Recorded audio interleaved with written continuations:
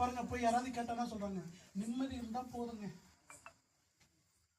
எல்லாம் சம்பாரிச்சிட்டேன், பேரு புகழ் எல்லாம் சம்பாரிச்சிட்டேன், நிம்மதி மனசுக்குன்னா இல்லை, நிம்மதி இல்லை. பிள்ளைங்க சம்பாதிக்கிறாங்க, சாப்பிட்றோம், வீடு இருக்குது, எல்லாம் இருந்தா கூட மனசுல ஒரு நிம்மதியே இல்லை. இயேசு சொல்றாரு, நான் உங்களுக்கு என்ன பண்றேன், என்னுடைய சமாதானத்தை தரேன். உலகம் கொடுக்கிற சமாதானம் அல்ல, என்னுடைய சமாதானத்தை தரேன். அப்படின்னு அர்த்தம், இந்த உலகத்துல எங்கேயும் கிடைக்காத சமாதானம் உள்ளத்துக்கு இயேசு தருகிறார், நிம்மதியை தருகிறார். பாருங்க, சகலோன்னு போற மனுஷனை இயேசு வந்து என்ன பண்றாரு, சந்திக்கிறார். சந்திச்சு அந்த மனுஷனுக்கு ஒரு தெய்வீக சமாதானத்தை தராரு. அவர் தான் கடைசி காலத்துல ஒரு பெரிய தீர்க்கதரிசியா இந்த உலகத்துல வந்தவர் தான் டிஜிஎஸ். பாருங்க, சமாதானம் இல்லாம தற்கொலை பண்ணிக்கணும்னு போனா, ட்ரெயின் ட்ராக்கை நோக்கி போன அவரை கடவுள் சந்திச்சு பெரிய ஊழியக்காரனாக்குனார்.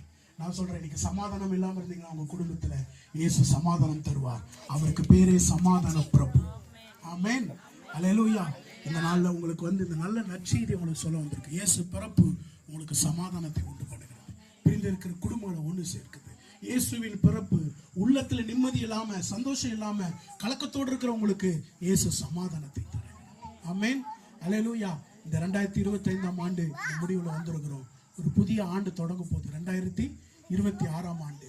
நான் சொல்றேன், நிச்சயம் நீங்க நல்லா இருப்பீங்க.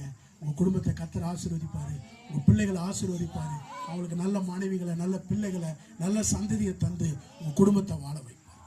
ஆமென். என்ன ஆகுமோ ஏதாமோன்னு கவலைப்படாதீங்க, ஏசப்பா நிச்சயம் உங்க குடும்பத்தை ஆசீர்வதிப்பார். ஒவ்வொரு வாட்டி நாங்கள் வரும்போதெல்லாம் உங்களுக்காக ஜெபம் பண்றோம், நீங்க கண்டிப்பா நல்லா இருப்பீங்க. ஜெபம் பண்ணுவோமா? இந்த குடும்பத்துக்காக